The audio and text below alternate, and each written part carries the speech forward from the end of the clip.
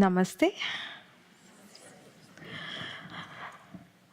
Let me share a fable with you, for stories are ways of immortalizing messages. Two monks, Yesmi and Nomi, are returning back to the monastery after a day of teaching in the nearby village. They were just about to cross the river when they hear a woman crying. Yesmi walks up to her and asks her what was troubling her. She needed to get back to her toddler who was living in the village across the river. Since the river had risen that day, she was feeling miserable that she will not be able to go back to her toddler, and her child would cry for her all night. On hearing her, Yesmi volunteers to help her. He carries her across the river and drops her on the other side. And they continue with their walk. About half an hour into the walk, Nomi, in a very agitated tone, speaks up. He says, "Yesmi, do you know what you have done?" Yesmi calmly looks at him. "Our master said, never look at a woman. You spoke to her. Our master said, never speak to a woman. You touched her. Our master said, never touch a woman. You carried her." Yesmi calmly looks at Nomi and says, "Yes, that is true, but I have dropped her half an hour ago. It is you who still carrying her." Let me take you away from the story for a bit, for a tiny experience of meditation. Please close your eyes.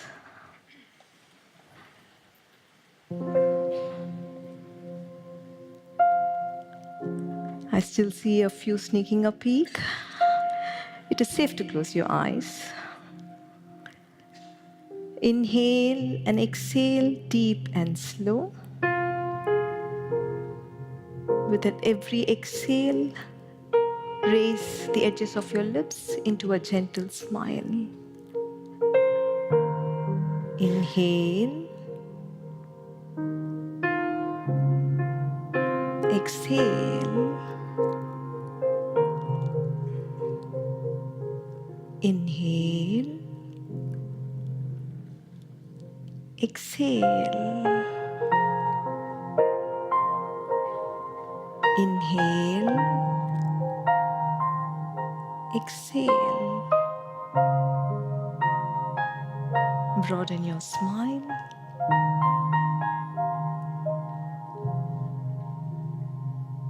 Open your eyes.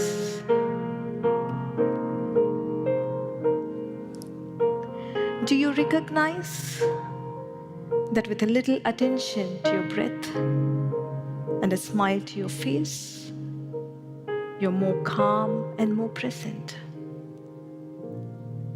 The power to peace is always within you. Let us get back to our story. Yesmi and Nomi represent two states of being. Fundamentally, every one of us live only in two states. One is a stressful state. The other is a no-stress state. We call this no-stress state a beautiful state, for that is how life feels when you live free of stress. Generally, stress refers to tension, but anger, fear, hurt, loneliness, frustration are all stressful states, aren't they? Beautiful state is a state of connection, joy, love, compassion, vitality, and passion. If you're not in a beautiful state, your default state is stress. If you look at the entirety of human life, behind war or peace, cooperation or corrosive politics, love or separation, persistence or failure, finally, happy children or a generation that is troubled. Behind all this is the driving force of these two states, Behind every choice and every action is the driving force of only one of these two states. So the most important choice is from which state do we want to live our life? From which state do we want to relate to the people in our life? From which state do we want to achieve and fulfill every vision of our life? Sadly, our education, entire system of a society, our parents, our religion do not bring sufficient attention to our inner state. In fact, the very structure of education at school makes us compete, makes us feel jealous of another's progress, makes us feel ashamed of being less. It is a total compromise on the essence of being human. Let us get back to our story again. Yes, me represents the beautiful state, and no me represents the stressful state. No me has created a problem in his mind and is paralyzed with it. Yes, me solves a problem of a fellow human being and continues with this peaceful walk. No me is agitated before the event, during the event, and after the event. And his thinking becomes incredibly stupid and complicated because of his inner agitation.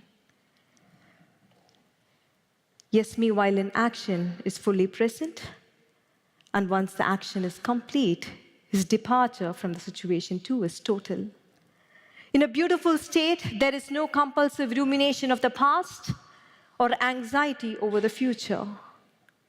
It is a state where you experience inner simplicity and the brilliance of an uncluttered mind.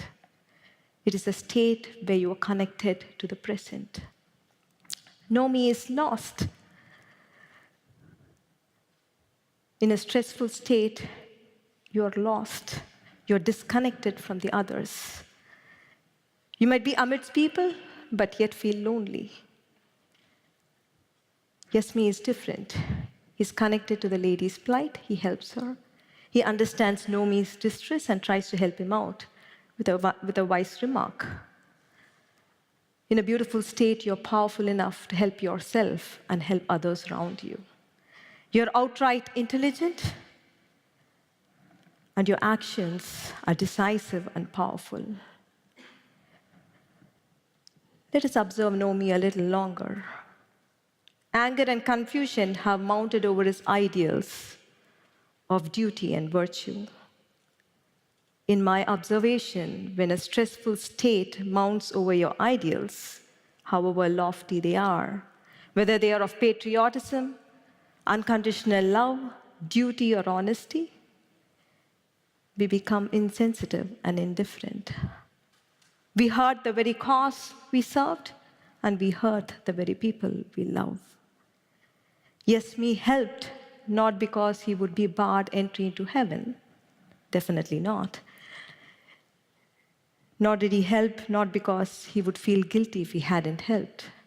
He helped because he was able to feel the lady's pain. He was able to feel her suffering. Actions in a beautiful state arise from a place of connection, not from an ideal. There have been times when we have been yes me, there have been times when we have been no me. We have lived in stress and disconnection and caused greater confusion in our own lives and lives of people around us.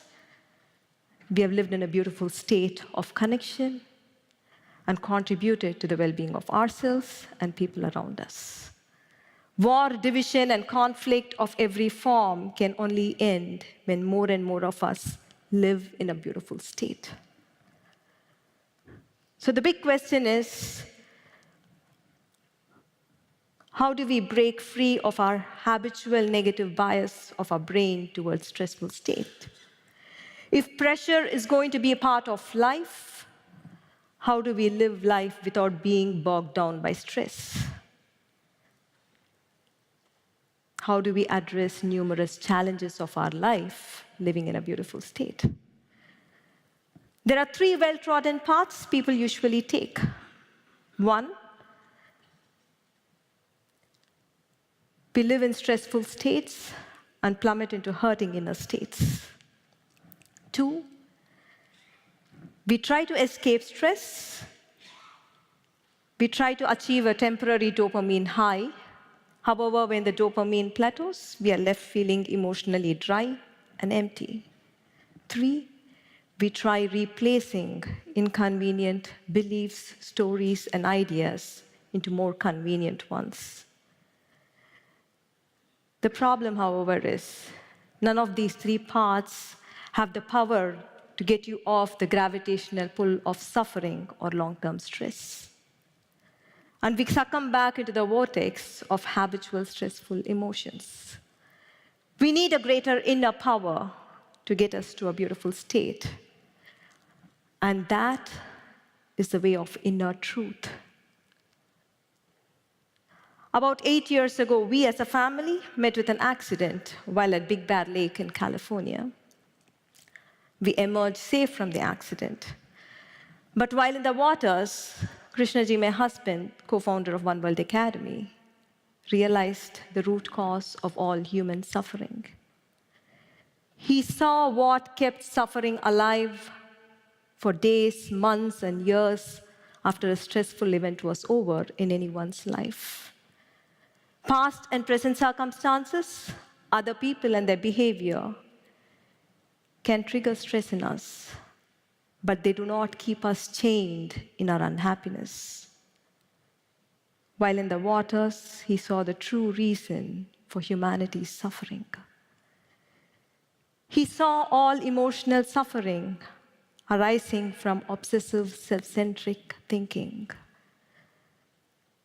It is a total preoccupation with oneself. It is a total, incessant preoccupation with oneself. And it is this preoccupation that separates you from the other. It is this preoccupation that is responsible for war, conflict, and division of every kind that we see in the world today. This truth can be inconvenient for us. But if we can observe our emotional suffering in the light of this insight, then this truth can liberate us. This truth can set us free. In suffering, in unhappiness, in stressful states, you're preoccupied with yourself. We are preoccupied with injustice done to us. We are preoccupied with pleasure that was denied us. We are preoccupied with opportunities that did not come our way. We are preoccupied with love that was withheld from us. It is a total preoccupation with oneself.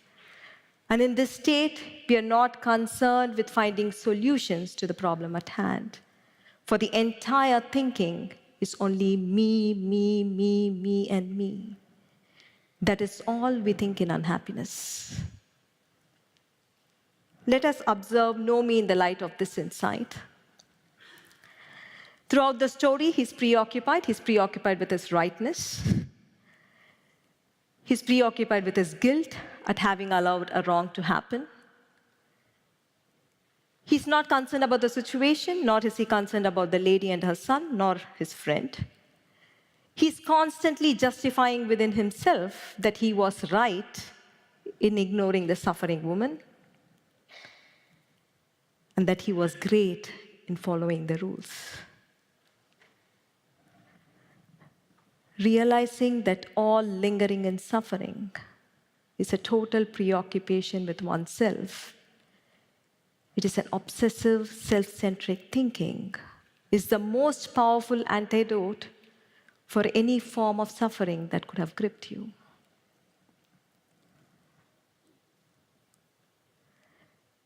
When you see it, not only you walk out of stressful states, but there is a great release of energy. And you awaken to a sense of power, connection, freedom, and purpose. We know the way now. Let's do it. It works. Let us do a small 3-question meditation. Please close your eyes. Please remember, meditation is not about a religion. It is about being human.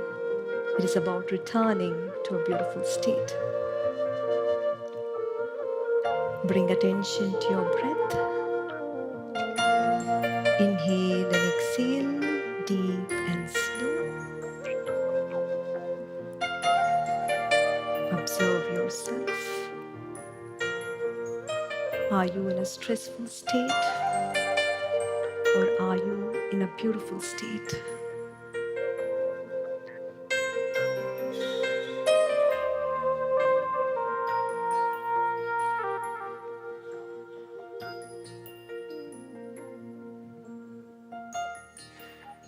Observe yourself.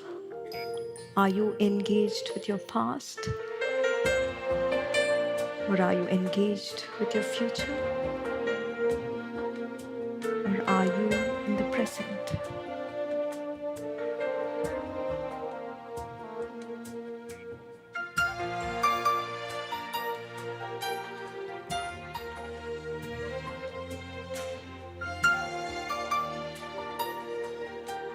Observe yourself.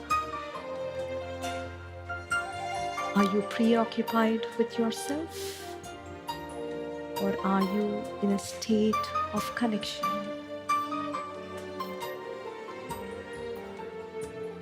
Just observe. Do not try to change anything.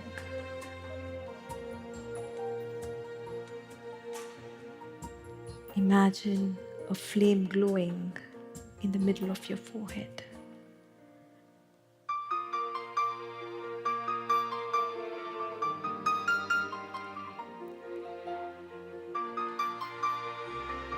Bring a gentle smile to your face. Open your eyes. Look into the eyes of the person sitting next to you. Wish from the bottom of your heart that the other person lives in a beautiful state. And if you're comfortable, you may hug the other.